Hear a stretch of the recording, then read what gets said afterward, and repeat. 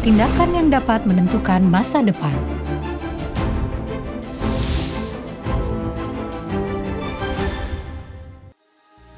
Apa yang harus kita lakukan untuk mencegah pencemaran laut ketika terjadi tumpahan minyak di laut yang dapat meluas menjadi bencana lingkungan berskala besar?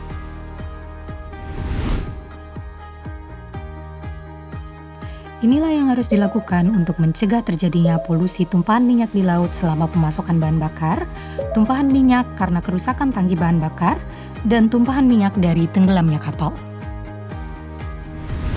Tumpahan minyak selama pemasokan bahan bakar. Apa yang harus dilakukan untuk mencegah kemungkinan terjadinya pencemaran laut? Langkah pertama, ketika mendeteksi kebocoran bahan bakar dari ventilasi udara selama pasokan bahan bakar, pertama-tama, beri perintah ke stasiun bunker untuk menghentikan pasokan bahan bakar. Kemudian, laporkan kecelakaan itu kepada nahkoda atau kepala kamar mesin. Langkah kedua, stasiun bunker yang menerima perintah harus meminta terminal atau jalur pasokan bahan bakar untuk menghentikan pasokan bahan bakar.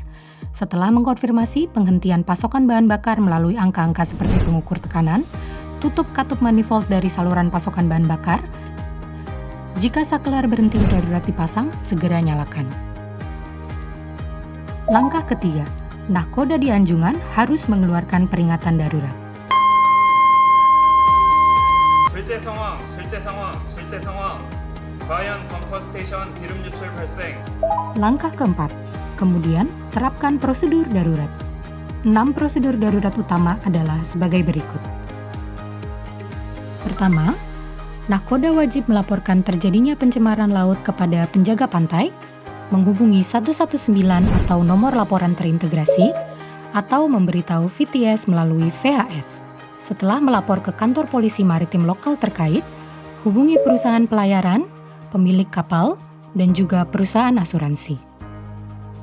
Untuk menanggulangi kecelakaan, barang-barang penting seperti informasi kapal, ringkasan informasi kecelakaan, cuaca, kondisi laut pada saat kecelakaan, posisi kapal, status minyak, dan kerusakan lambung dan tumpahan minyak, serta tindakan yang diambil oleh kapal harus dilaporkan.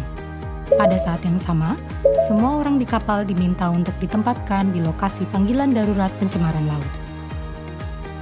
Kedua, dek atau stasiun bunker harus terus melaporkan status quo kapal termasuk situasi kebocoran minyak. Ketiga, kepala kamar mesin harus menjelaskan kepada kru tentang kecelakaan di lokasi tumpahan, melakukan pelatihan keselamatan, dan menginstruksikan tindakan pembersihan.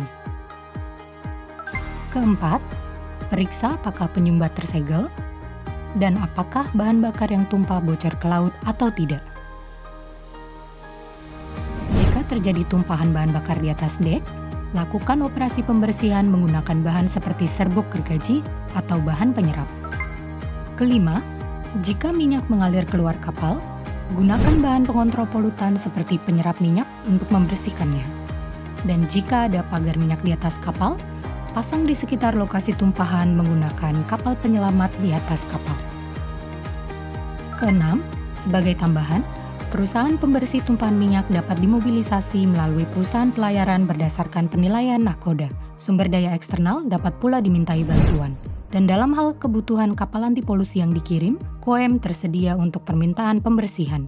Dengan bantuan sumber yang dimobilisasi, operasi pembersihan tumpahan minyak seperti pemasangan pagar minyak harus dilakukan. Agen yang bertanggung jawab atas kejadian menanggung biaya yang dikeluarkan untuk memobilisasi sumber daya swasta. Bila ada insiden pencemaran minyak, kewajiban anti polusi diaktifkan sehingga mengharuskan kapal untuk mengambil tindakan darurat. Jika tindakan darurat tidak dilaksanakan, penjaga pantai dapat memberikan perintah pembersihan.